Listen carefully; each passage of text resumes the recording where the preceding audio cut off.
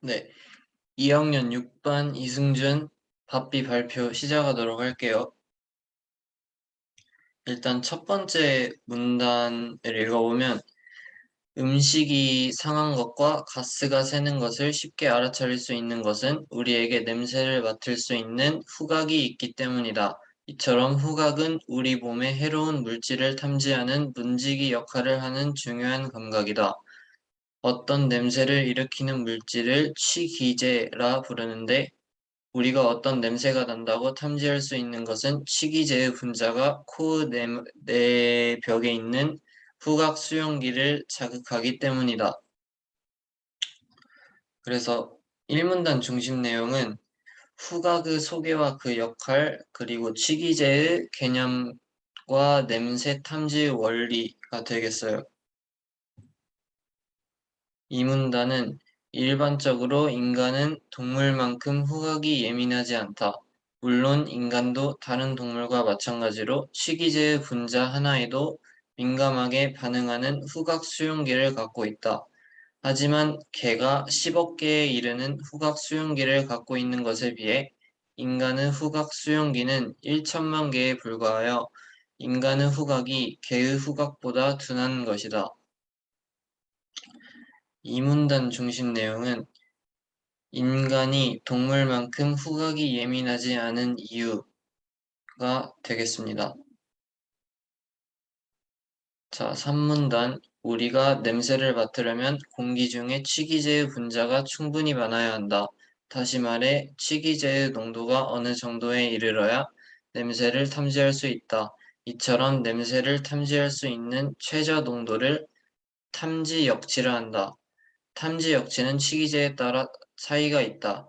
우리가 메탄올보다 박하 냄새를 더 쉽게 알아챌 수 있는 까닭은 메탄올의 탐지역치가 박하향에 비해 약 3,500배가량 높기 때문이다. 3문단 중심 내용은 탐지역치의 개념에 대해 설명하고 있어요. 4문단 식이제의 농도가 탐지역치 정도의 수준에서는 냄새가 나는지 안 나는지 정도를 탐지할 수는 있지만 그 냄새가 무슨 냄새인지 인식하지 못한다. 즉 냄새의 존재 유무를 탐지할 수는 있어도 냄새를 풍기는 식이제의 정체를 인식하지는 못하는 상태가 된다. 식이제의 정체를 인식하려면 식이제의 농도가 탐지역치보다 3배가량은 높아야 한다. 즉 식이제의 농도가 탐지역치 수준으로 낮은 상태에서는 그 냄새가 꽃향기인지 비린내인지 알 수 없는 것이다. 한편 같은 식이제들 사이에서는 농도가 평균 11% 정도 차이가 나야 냄새의 세기 차이를 구별할 수 있다고 알려져 있다. 3문단 중심 내용은 식이제의 농도에 따라 달라지는 냄새 인식의 차이를 설명하고 있어요. 5문단 연구에 따르면 인간이 구별할 수 있는 냄새의 가짓수는 10만 개가 넘는다. 하지만 그 식이제가 무엇인지 다 인식해내지는 못한다. 그 이유는 무엇일까? 한 실험에서 실험 참가자에게 실험에 쓰일 모든 식이제의 이름을 미리 말해준 다음 임으로 선택한 식이제의 냄새를 맡게 하고 그 종류를 맞히게 한다. 이때 실험 참여자가 틀린 답을 하면 그때마다 정정해 주었다.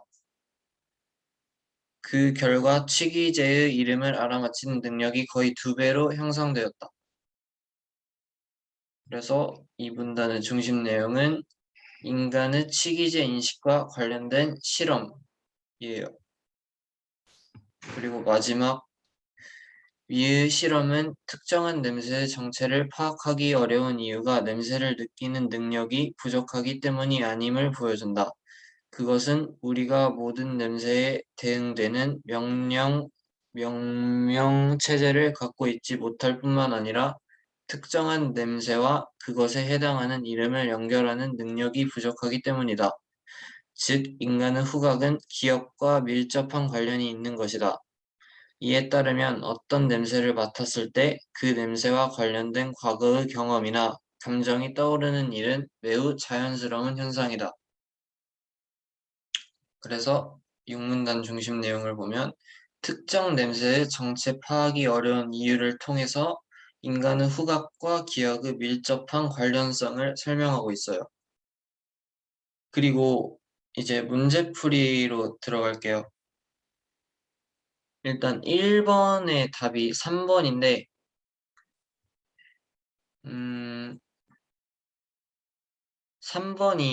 3번 지문이 틀린 이유가 일단 읽어보면 박하향의 탐지 역치는 메탄올의 탐지 역치보다 높다고 나와 있는데 여기 3문단에서 5번째 문장을 보면은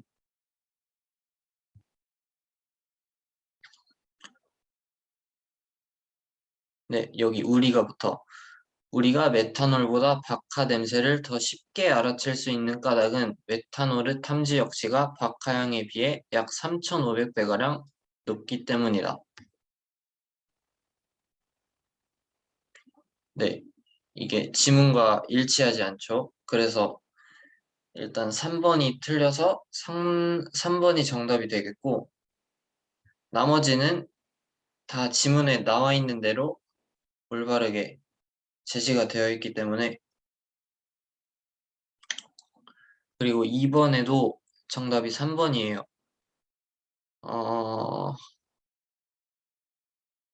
여기 3번에 보면 취기제의 이름을 알아맞히는 능력이 향상되면 그 취기제의 탐지 역치를 낮출 수 있다. 여기서 이 향상되면까지는 괜찮은데 뒤에 그 취기제의 탐지 역치를 낮출 수 있다는 내용이 틀렸기 때문에 여기도 6문단에서 첫 번째, 두 번째 문장을 볼게요.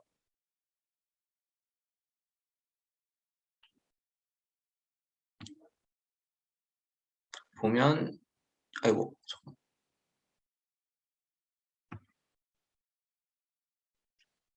위의 실험은 특정한 냄새의 정체를 파악하기 어려운 이유가 냄새를 느끼는 능력이 부족하기 때문이 아님을 보여준다. 그것은 우리가 모든 냄새에 대응되는 명명체제를 갖고 있지 못할 뿐만 아니라 특정한 냄새와 그것에 해당하는 이름을 연결하는 능력이 부족하기 때문이다. 이렇게 나와 있는데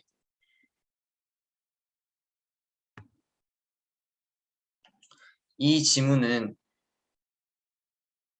냄새에 대응하는 명명체제가 잘 갖추어졌거나 특정한 냄새와 그것에 해당하는 이름을 연결하는 능력이 향상된 것을 제시하는 거거든요.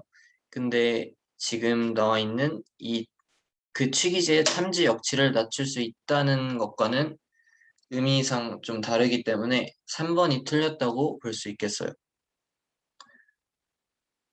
그리고 마지막으로 3번의 정답은 2번이에요. 얘가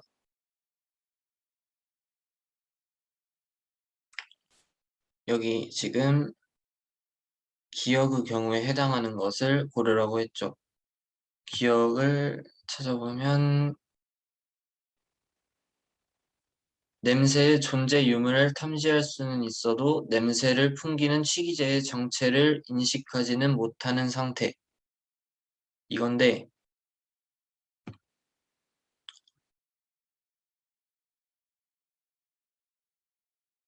음,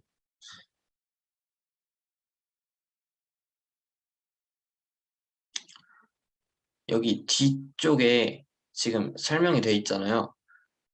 취기제의 정체를 인식하려면 취기제의 농도가 탐지 역치보다는 3배가량은 높아야 된대요.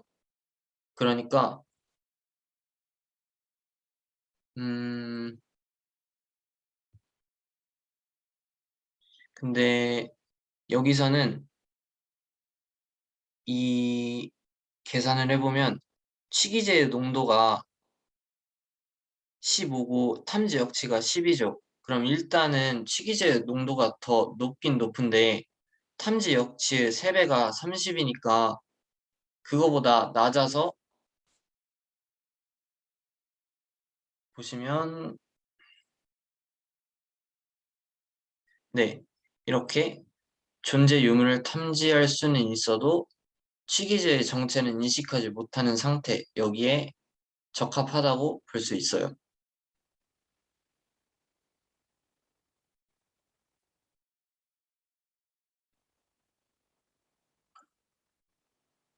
그리고 마지막으로 추가 조사 내용은 동물의 후각을 제가 조사를 했는데 보면 동물의 진화 과정을 보면 눈이나 귀와 같은 감각 기관보다 후각 기관이 가장 먼저 발달했다.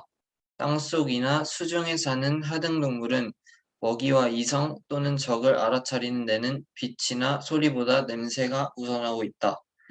후각의 큰 이점은 직접 보거나 소리를 내지 않고 먹이와 적과 이성을 인식할 수 있는 것. 네, 이렇게 해서 2학년 6반 이승준 발표 마치도록 하겠습니다.